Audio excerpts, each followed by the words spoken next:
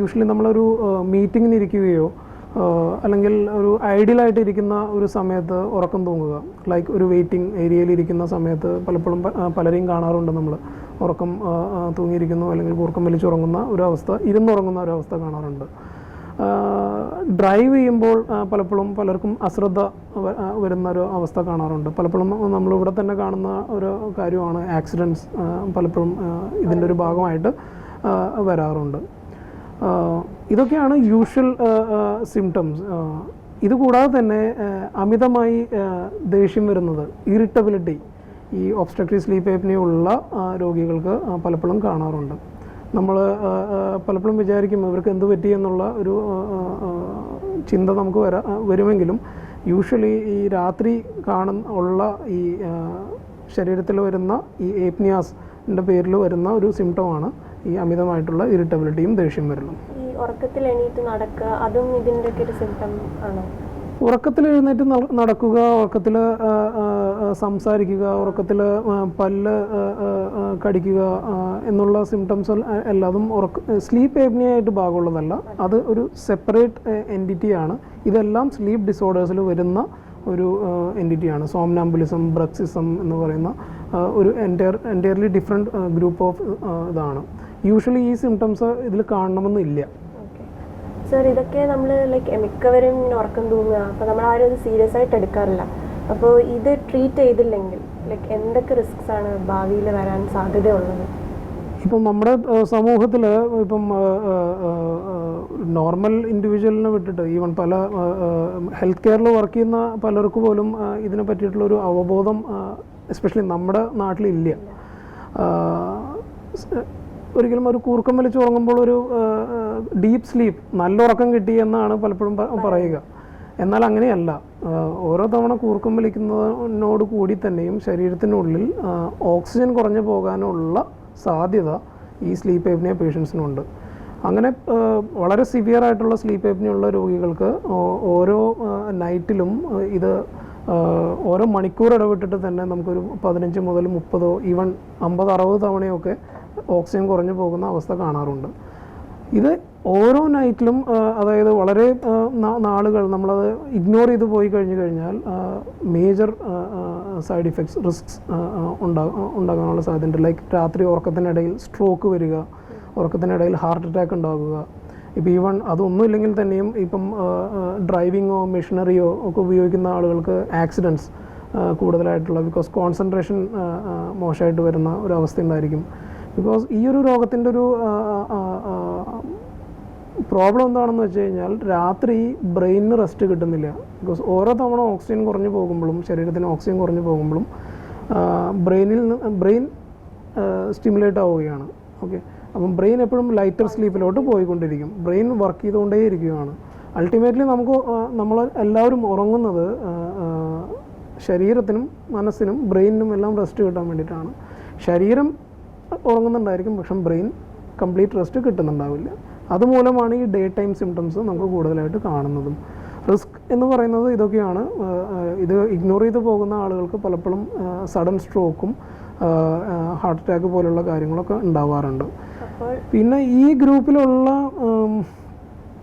ഈ സ്ലീപ്പ് ഏപ്നിയ ഉള്ള ഗ്രൂപ്പിൽ ഉള്ള ആളുകൾക്ക് കാണുന്ന അതർ അസുഖങ്ങൾ, ഡയബറ്റീസ്, ബ്ലഡ് പ്രഷർ, ഇതിനുള്ള മരുന്നുകളുടെ അളവ് വളരെ കൂടുതലായിരിക്കും ഈ രോഗികൾക്ക്. പിന്നെ പലപ്പോഴും കൊളസ്ട്രോളിൻ്റെ പ്രോബ്ലം കാണാറുണ്ട്. പലപ്പോഴും തൈറോയ്ഡ് ഡിസ്ഫങ്ഷൻസ് ഇതിൻ്റെ കൂടെ കാണാറുണ്ട്. ബിക്കോസ് അൾട്ടിമേറ്റ്ലി രാത്രി ശരീരത്തിൽ ഓക്സിജൻ കുറഞ്ഞു പോകുന്നൊരവസ്ഥ വരുമ്പോൾ ശരീരത്തിനകത്തുണ്ടാകുന്ന എല്ലാ അവയവങ്ങൾക്കും സ്ട്രെസ്സാണ്. ഡയബറ്റിക് പേഷ്യൻസ് ആണെന്നുണ്ടെന്നുണ്ടെങ്കിൽ പാങ്ക്രിയാസിൽ നിന്ന് ഇൻസുലിൻ ഉൽപ്പാദിപ്പിക്കുന്ന പ്രക്രിയ കുറഞ്ഞു പോകും. ബിക്കോസ് ഇനി പാങ്ക്രിയാസിന് ഓക്സിജൻ കിട്ടുന്നില്ല എന്നുണ്ടെന്നുണ്ടെങ്കിൽ അതിൻ്റെ ഉൽപ്പാദനശേഷി കുറഞ്ഞു പോകും. ഈവൺ സെക്ഷൽ ഡിസ്ഫങ്ഷൻസ് പലപ്പോഴും ഈ രോഗികൾക്ക് കാണാറുണ്ട്. ഇറക്ടൈൽ ഡിസ്ഫങ്ഷൻസ്, അതുപോലെ ലോസ് ഓഫ് ലിബിഡോ, ഇതെല്ലാം ഈ വ്യക്തികൾക്ക് കൂടുതലായിട്ട് കണ്ടുവരുന്നതാണ്. ഇപ്പോൾ ലൈഫ് ത്രെറ്റനിങ് വരെയുള്ള പ്രശ്നങ്ങൾ ഈ നമ്മളിത് ട്രീറ്റ് ചെയ്തില്ലെങ്കിൽ ഉണ്ടാവാൻ സാധിക്കും. ഉണ്ടാകാം. നമ്മുടെ ഡേ ടു ഡേ ലൈഫിനെ എഫക്റ്റ് ചെയ്യുന്ന കാര്യങ്ങൾ ഉൾപ്പെടെ അത് തൊട്ട് ഈ ലൈഫ് ത്രെട്ടനിങ് ഇവൻറ്റ്സ് വരെ നമ്മളൊരു ICUവിൽ അഡ്മിറ്റ് ആകുന്ന അല്ലെങ്കിൽ ജീവന് ഹാനി വരുന്ന തരത്തിലുള്ള അസുഖം വരെ നമുക്ക് ഇത് കണ്ടുപിടിച്ചില്ല എന്നുണ്ടെങ്കിൽ വരാനുള്ള സാധ്യതയുണ്ട്. എന്ത് തരം ആൾക്കാരാണ് ഇതിന് ഡയഗ്നോസിസിന് വേണ്ടി ഹോസ്പിറ്റലിൽ വരേണ്ടതെന്നൊരു ഇപ്പം ഒരു അക്കാഡമി ഓഫ് സ്ലീപ്പിൻ്റെ റിപ്പോർട്ട് പ്രകാരം ഡയബറ്റിക് പേഷ്യൻസ്, ബ്ലഡ് പ്രഷറുള്ള പേഷ്യൻറ്റ്, എന്തെങ്കിലും തരത്തിലുള്ള കാർഡിയാക് ഡിസ്ഫങ്ഷൻസ് ഉണ്ടായിട്ടുള്ള ആളുകൾ, അമിതവണ്ണമുള്ള ആളുകൾ, ഇവരെല്ലാവരും നിർബന്ധമായിട്ടും ഒബ്സ്ട്രക്റ്റീവ് സ്ലീപ്പ് ഏപ്നിയ ഉണ്ടോ ഇല്ലയോ എന്നുള്ള കാര്യം ചെക്ക് ചെയ്യേണ്ടത് നിർബന്ധമാണ്. ബിക്കോസ് ഈ ഗ്രൂപ്പ് ഓഫ് ആളുകൾക്ക് ഇതുപോലെയുള്ള ഓക്സിജൻ കുറവുകൾ രാത്രി അഫോർഡ് ചെയ്യാൻ പറ്റില്ല. നമുക്കുള്ള പ്രോബ്ലം എന്താണെന്നുണ്ടെങ്കിൽ നമുക്ക് ഈ സിവിയർ ആയിട്ടുള്ള ഒബ്സ്ട്രക്റ്റീവ് സ്ലീപ്പ് ഏപ്നിയ ഉള്ള വ്യക്തികൾ പലപ്പോഴും 1 മിനിറ്റിനും മേലെയൊക്കെ രാത്രി ഉറങ്ങുന്ന സമയത്ത് ശ്വാസം നിലച്ച് നിൽക്കുന്ന ഒരവസ്ഥ കാണിക്കാറുണ്ട്. നമുക്ക്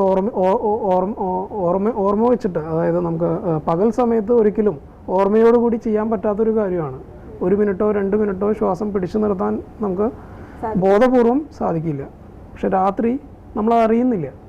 അപ്പോൾ അതിൻ്റെ പേരിലുള്ള പല പ്രോബ്ലംസും ഈ ഡയബറ്റിക്, ഹൈപ്പർടെൻസീവ്, കാർഡിയാക് പേഷ്യൻസിന് ഉണ്ടാവാറുണ്ട്. ഈവൻ ഹാർട്ട് ഫെയിലിയേഴ്സൊക്കെ ഉള്ള രോഗികളിൽ പലപ്പോഴും ഈ ഒബ്സ്ട്രക്റ്റീവ് സ്ലീപ്പ് ഏപ്നിയ നമ്മൾ ഓവർലുക്ക് ചെയ്തുകൊണ്ടിരിക്കുകയാണ്. ബേസിക്കലി നമ്മൾ കണ്ടുപിടിക്കാതെ പോകുന്ന ഒരു അവസ്ഥ പലപ്പോഴും കണ്ടിട്ടുണ്ട്.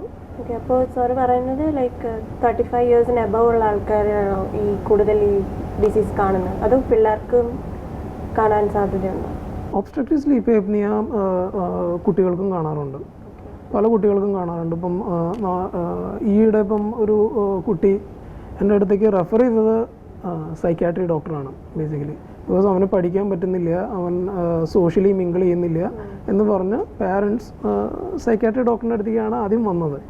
പക്ഷെ അവൻ ആ സമയത്തൊരു ചുമയും തൊണ്ടവേദനയും ഉള്ളത് കൊണ്ട് മാത്രമാണ് അവിടെ നിന്ന് നമ്മുടെ അടുത്തേക്ക് റെഫർ ചെയ്ത് വന്നിരിക്കുന്നത്. ഞാൻ പരിശോധിച്ച് നോക്കുമ്പോൾ ആൾക്ക് നല്ല ടോൺസിലർ എൻലാർജ്മെൻ്റ് ഉണ്ട്, ഇവിടെ തൊണ്ടയിൽ ഒട്ടും സ്പേസ് ഇല്ല ബേസിക്കലി. അപ്പം നമ്മൾ ഇതിന് ക്വസ്റ്റ്നെയർ ഉണ്ട്, ഇതിന് ഒബ്സ്ട്രക്റ്റീവ് സ്ലീപ്പ് ഏപ്നിയയ്ക്ക് വേണ്ടിയിട്ടുള്ളൊരു ക്വസ്റ്റ്നെയർ ഉണ്ട്.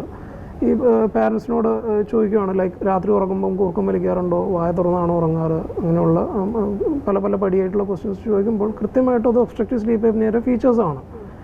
അപ്പം ഇതിന് പ്രായം ഒരു ഇതല്ല, കുട്ടികൾക്ക് ഉണ്ടാവും. പക്ഷെ കുട്ടികൾക്ക് ഉണ്ടാകുമ്പോൾ ഈ പറഞ്ഞ വ്യക്തി നമ്മൾ ആ ടോൺസിൽ ഞാൻ ENT ഡോക്ടറിൻ്റെ അടുത്തോട്ട് റെഫർ ചെയ്യുകയും ടോൺസിലെടുത്ത് മാറ്റിക്കളയുകയും ചെയ്തു.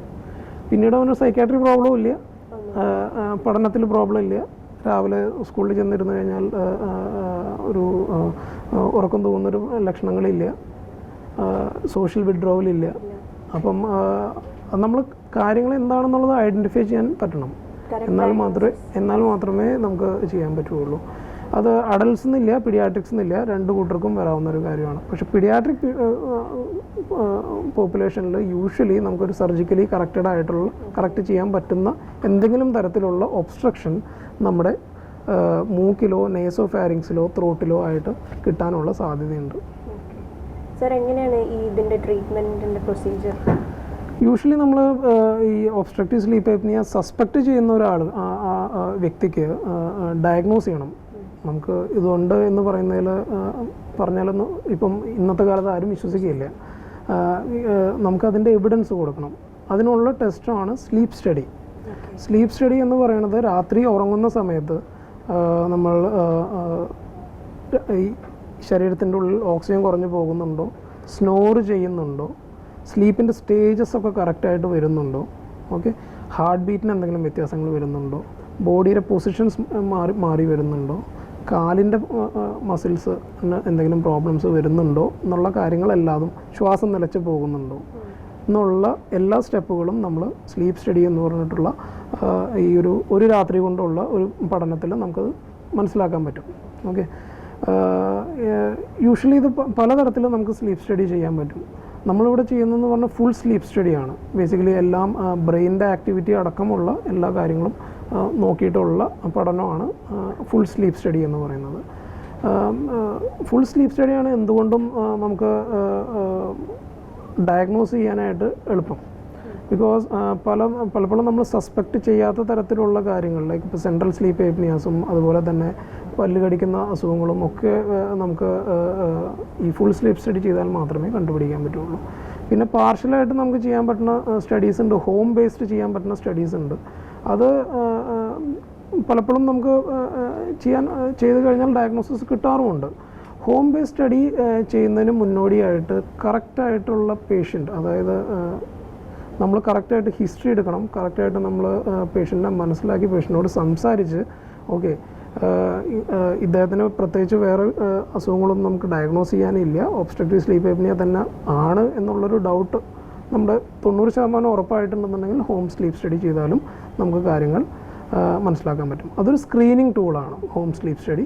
അതിലെന്തെങ്കിലും നമുക്ക് സംശയാസ്പദമായിട്ടുള്ള കാര്യങ്ങളുണ്ട് അല്ലെങ്കിൽ നമുക്കത് കംപ്ലീറ്റ് ആയിട്ട് മനസ്സിലാക്കാനുള്ള ഇത് കിട്ടിയിട്ടില്ല എന്ന് വെച്ചിട്ടുണ്ടെങ്കിൽ ഫുൾ സ്ലീപ്പ് സ്റ്റഡി നമ്മൾ ഹോസ്പിറ്റലിൽ വിളിച്ച് ചെയ്യിപ്പിക്കും. അപ്പോൾ ഈ സ്ലീപ്പ് സ്റ്റഡി പ്രോബ്ലംസ് എന്തെങ്കിലും വരികയാണെന്നുണ്ടെങ്കിലാണ് നമ്മൾ പിന്നെ ട്രീറ്റ്മെൻറ്റിനെ പറ്റി പേഷ്യൻറ്റിനോട് സംസാരിക്കുന്നത്.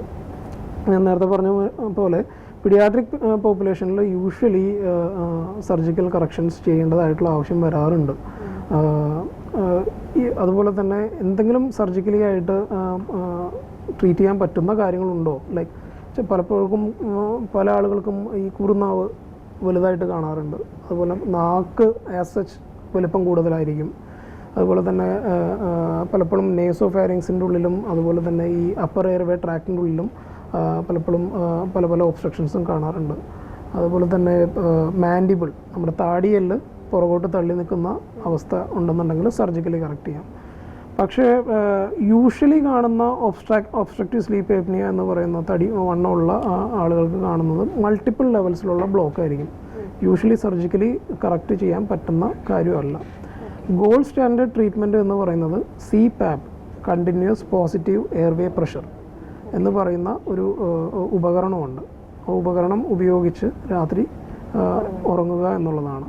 അത് ബേസിക്കലി ചെയ്യുന്നത് എന്താണെന്നുണ്ടെങ്കിൽ ഓരോ തവണയും ഒബ്സ്ട്രക്ഷൻസ് വരുമ്പോൾ ഇതിനുള്ളിൽ നിന്ന് പ്രഷറിലുള്ള എയർ വരും.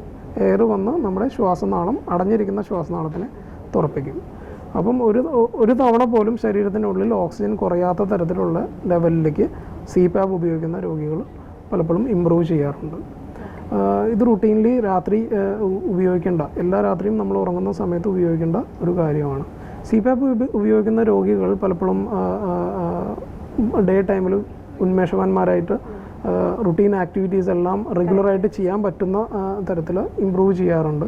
അതുമാത്രമല്ല, അവർക്ക് ഒരു റെഗുലർ എക്സസൈസ് പ്രോട്ടോക്കോളിലേക്ക് എൻറോൾ ചെയ്യാൻ സാധിക്കാറുണ്ട്. റെഗുലറായിട്ട് വെയിറ്റ് റെഡ്യൂസ് ചെയ്യാനായിട്ടും സാധിക്കാറുണ്ട്. അപ്പം CPAP ആണ് as of now gold standard treatment for sleep apnea, obstructive sleep apnea. പിന്നെ വളരെ അമിതവണ്ണമുള്ള രോഗികളിൽ പലപ്പോഴും നമുക്ക് ബെരിയാട്രിക് സർജറി പോലുള്ള കാര്യങ്ങളിലും റെഫർ ചെയ്യേണ്ടി ആവശ്യം വരാറുണ്ട്. എന്ത് തന്നെയാണെന്നുണ്ടെങ്കിലും ഈ പ്രൈമറി